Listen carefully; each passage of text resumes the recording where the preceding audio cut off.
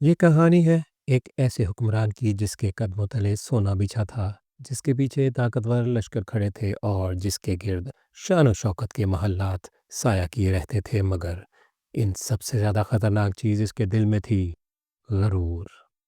وہ سینہ تان کر کہتا تھا، کون ہے جو مجھے جھکا سکے؟ اس زمین پر میرا ہی حکم چلتا ہے، میں ہی سب کچھ ہوں۔ لیکن پھر ایک ایسی رات آئی جس نے تاریخ کا رخ بدل دیا۔ نہ جنگ ہوئی، نہ ہتھیار چمکے، نہ فوجیں ٹکرائیں، بس ایک نہ دکھائی دینے والی مخلوق، اور اس کے سامنے نمرود کی ساری طاقت بے معنی ہو گئی۔ یہ قصہ ہے قدیم عراق، بابل کی سرزمین کا، جہاں ایک ہی نام کی دھاک بیٹھی تھی: نمرود۔ قرآن کریم میں اس بادشاہ کا نام صاف لفظوں میں نہیں ملتا، مگر تفسیر ابن کثیر اور روایات بتاتی ہیں کہ یہی وہ متکبر فرمانروا تھا جس سے لوگ کانپتے تھے۔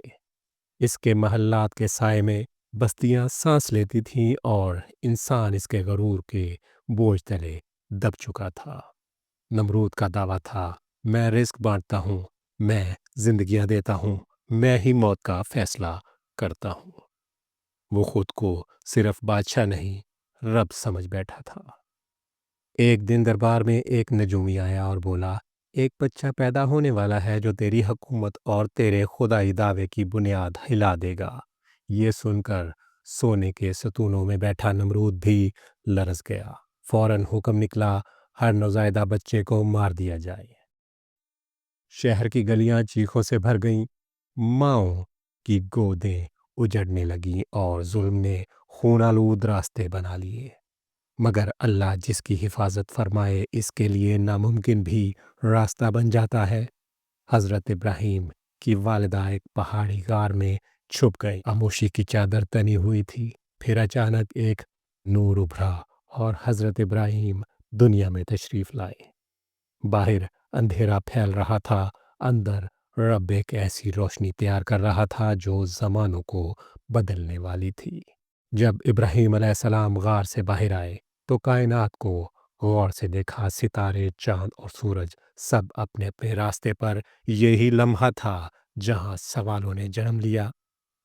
قرآن کے مطابق ان کے والد عازر تھے جو بت تراشی کے کام میں معروف تھے۔ گھر بتوں سے بھرا ہوا تھا، مگر بچے کے دل میں ایک چنگاری روشن تھی: سچ کیا ہے؟ قوم کبھی ستاروں کے آگے جھکتی، کبھی چاند کو پوجتی، کبھی سورج کے سامنے سر رکھ دیتی، اور پھر سب ڈوب جاتا۔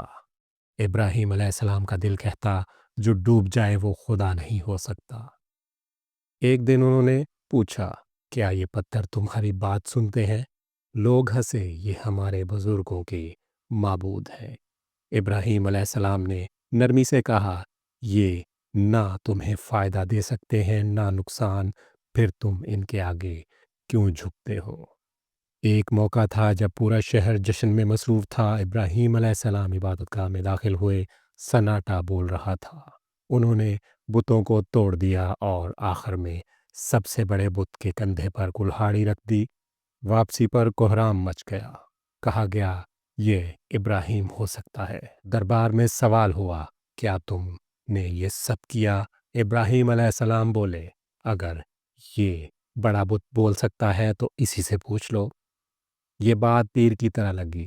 جب تم جانتے ہو کہ یہ نہ بول سکتے ہیں، نہ چل سکتے ہیں، نہ کچھ کر سکتے ہیں، تو انہیں خدا کیوں مانتے ہو؟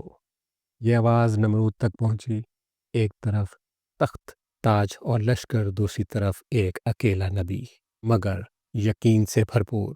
نمرود نے کہا، میں بھی زندگی اور موت دیتا ہوں۔ ایک قیدی چھوڑا، دوسرے کو قتل کروا دیا۔ ابراہیم علیہ السلام نے فرمایا، میرا رب سورج کو مشرق سے نکالتا ہے، اگر تو سچا ہے تو اسے مغرب سے نکال دے۔ قرآن کہتا ہے وہ لاجواب ہو گیا، غرور پہلی بار لرز گیا۔ نمرود نے آگ بھڑکانے کا حکم دیا، ایسی آگ جس کی حدت سے پرندے بھی دور رہیں۔ ابراہیم علیہ السلام کو آگ میں ڈال دیا گیا۔ وقت تھم سا گیا۔ تب حکم ہوا، اے آگ ابراہیم پر ٹھنڈی اور سلامتی بن جا۔ آگ نے جلانا چھوڑ دیا۔ ابراہیم علیہ السلام سلامت باہر آئے اور نمرود اندر ہی اندر ٹوٹ گیا۔ روایات بتاتی ہیں کہ آخرکار اللہ نے ایک معمولی مچھر کو نمرود پر مسلط کر دیا، ایک حقیر سی مخلوق اور ایک مغرور بادشاہ۔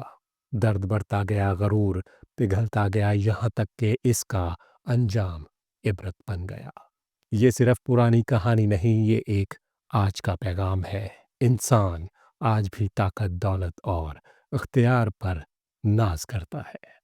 یاد رکھو، جب رب نمرود کو مچھر سے گرا سکتا ہے، وہ ہمارے دل کے غرور کو بھی ایک لمحے میں خاک کر سکتا ہے۔ جیتے رہیں، خوش رہیں۔